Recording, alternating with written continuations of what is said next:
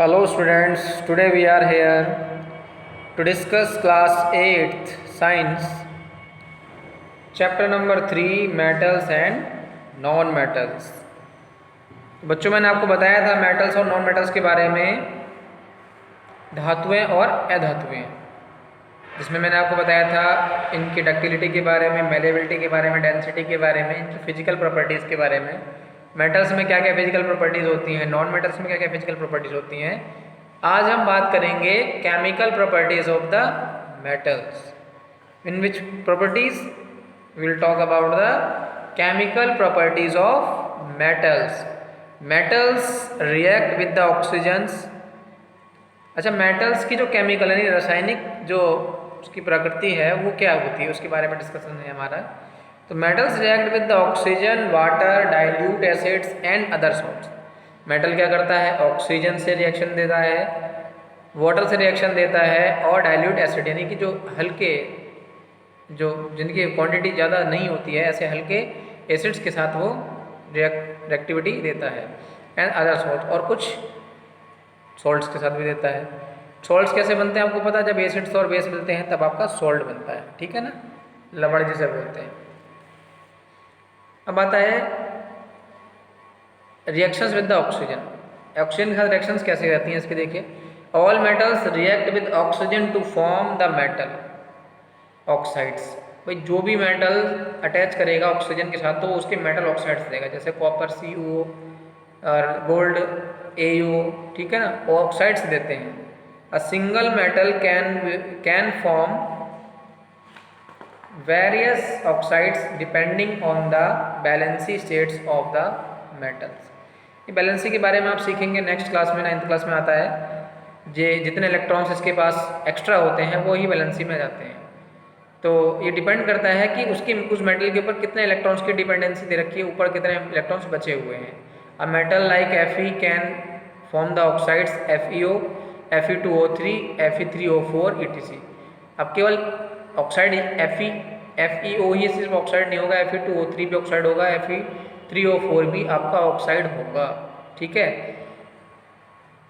ये ऑक्सीजन की पावर पर डिपेंड करता है, जितनी ऑक्सीजन की पावर होगी वो यहाँ आती है और Fe की पावर यहाँ जाती है।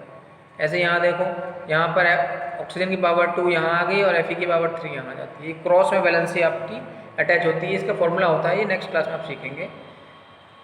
Now will discuss about the points on behalf of it. The metal oxide bonds are ionic bonds.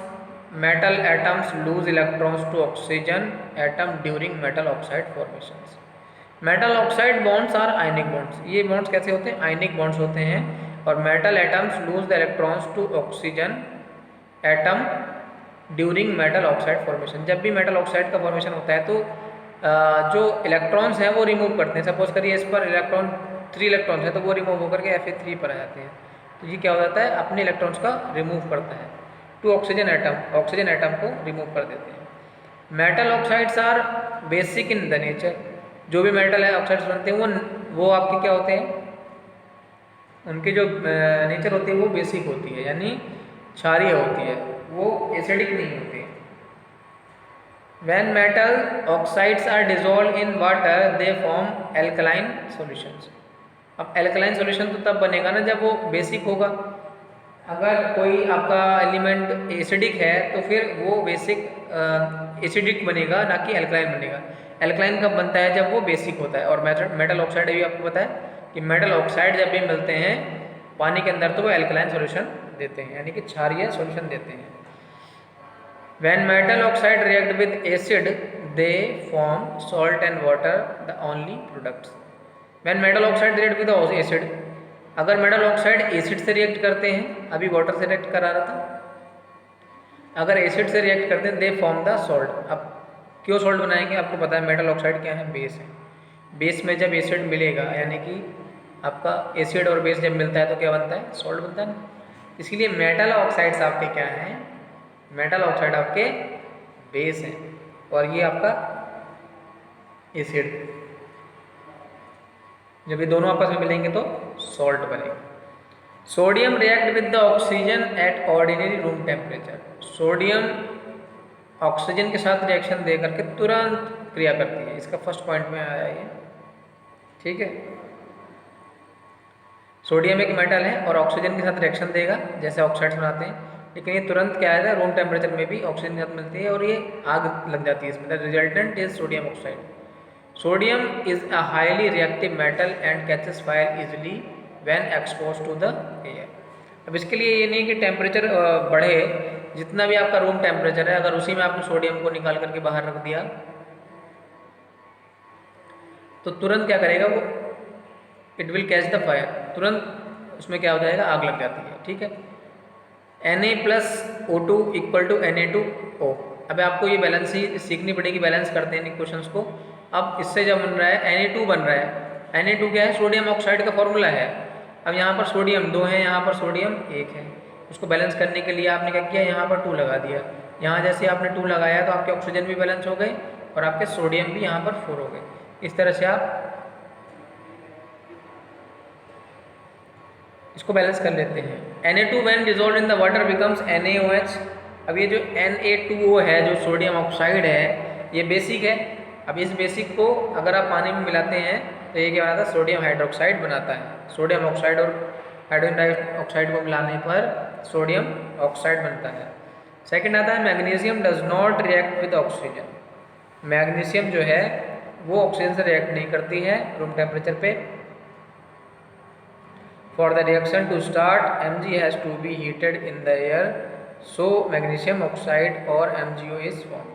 ये नॉर्मल टेम्परेचर पर नहीं होता, जैसे सोडियम नॉर्मल टेम्परेचर पर आपका फायर को कैच कर लेता है, बट मैग्नीशियम नॉर्मल टेम्परेचर पर फायर कैच नहीं करता है। ठीक है, तो ये इसको ऑक्सीजन बनाने के लिए, इसको ऑक्सीजन से रिएक्शन देने के लिए इसको टेम्परेचर को हीट करना पड़ता है। रूम टेम्परेचर पर यह वर्क नहीं करता है। Since heat is required for starting to above reactions, it means that Mg is less reactive than Na। तो इसको चालू करने के लिए एक तरह समझ लीजिए कि आपको क्या बोलते हैं कि हीट देनी पड़ रही है, यानी कि इसके अंदर Na से कम पावर है। Na को किसी हीट की नीड नहीं पड़ती है, वो तुरंत ही क्या होता है, आग पकड़ लेता है। The magnesium oxide reacts with the dilute sulfuric acid to form the magnesium sulfate and water as the only product confirming the status of magnesium oxide as the basic oxide। magnesium oxide जो है MgO react with the diluted H2SO4 to form the MgSO4, magnesium sulfate बनाता है और पानी उसमें से अलग हो जाता है। ठीक है, ये क्वेश्चन है। आगे देखेंगे, copper metal react with the oxygen in the air very slowly. Copper oxygen में बहुत धीरे धीरे से वर्क करता है और ये बनाता है Cu+O2 दैट इज Cu2O। अब आता है रिएक्शन विद द वाटर। पहले आपने रिएक्शन विद ऑक्सीजन सीखा, reaction with water. CuO+NH3। Different metals behave in the different manner in their reaction with the water. They react with water to form metals oxide और the metal hydroxide. Hydrogen gas is released as one of the end product in this reaction. CuO+NH3 that is CuNH3 that is copper nitrate, और पानी अलग हो रहा है। Metal oxide are the basic in the nature and they form the alkaline solution with the water. पानी के साथ मिलेंगे तो क्या बनाएंगे, एल्कलाइन सॉल्यूशन देते हैं। ठीक है स्टूडेंट्स, तो इस प्रोसीजर में देखिए रिएक्शन विद द वाटर, फिर आता है आपका reaction with the metal reaction with the diluted acids. Diluted acid मतलब जो जिनकी इंटेंसिटी कम हो, जिनकी पावर थोड़ी कम हो। ठीक है ना। फिर reaction with the alkaline solutions. Alkaline यानी क्षारीय जो तत्व होते हैं उनसे जब रिएक्शन करता है कौन, मेटल, तो अलग अलग प्रॉपर्टीज़ आपको दी गई हैं, तो ये तो आपको देखनी पड़ेंगी इसमें से क्या कैसे क्या प्रॉपर्टी बन रही है। हम अब बात करेंगे डिस्प्लेसमेंट रिएक्शन की, जो बहुत इंपॉर्टेंट है। A chemical reaction in which one more reactive element displaces another less reactive element is called the displacement reaction. Displacement reaction क्या होती है, जब किसी केमिकल रिएक्शन में कोई पावरफुल एलिमेंट दूसरे उससे कम पावरफुल एलिमेंट को उसी के सॉल्यूशन में से अलग कर देता है, यानी उसी के घर में से उसको निकाल के फेंक देता है, तो वो डिस्प्लेसमेंट रिएक्शंस कहलाती है। अब आपको कैसे घर में से फेंक देता है, देखिए भाई, mostly displacement reactions are seen when one metallic salt solution reacts with the another. अब इसमें एक जो है आपको एक रिएक्टिविटी सीरीज होती है, वो 9th क्लास में है, यहाँ पर शायद मेंशन नहीं करी गई है, 9th क्लास में मिलेगी। तो उस रिएक्टिविटी सीरीज में जो एलिमेंट पहले आता है वो दूसरे एलिमेंट को हटा देता है। जैसे देखिए, blue copper sulphate solution reaching with solid zinc give rise to zinc sulphate solution and solid copper, thus zinc displace you in the salt Zn। इस सीरीज में Na पोटेशियम मैग्नीशियम करके सारी एक सीरीज बनी हुई है जिसमें कुछ 14-15 एलिमेंट्स अटैच किए गए हैं। अब उसमें क्या होगा आपका, ये एलिमेंट्स क्या करते हैं, जैसे CuSO4 है, CuSO4 का एक्वस सॉल्यूशन है ये, इसमें Zn आपने मिला दिया तो Zn क्या करेगा, Zn रिएक्टिविटी सीरीज में पहले आता है, पहले पोजीशन पर आता है।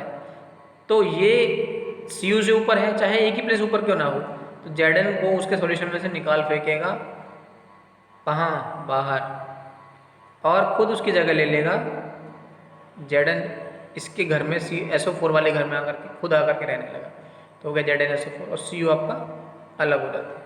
तो ये एक प्रोसीजर है जिसके तहत ये काम करता है। Zn इसको अपने अंदर ले लेता है और Cu को बाहर फेंक देता है।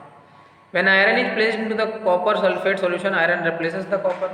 अब आयरन क्या करता है, आयरन भी जो है Cu से ऊपर आता है रिएक्टिविटी सीरीज में, तो ये भी इसको क्या करता है, बाहर कर देता है। FeSO4 हो गया और Cu अलग हो गया। ठीक है स्टूडेंट्स, अब आता है chemical properties of the metals and the non metals.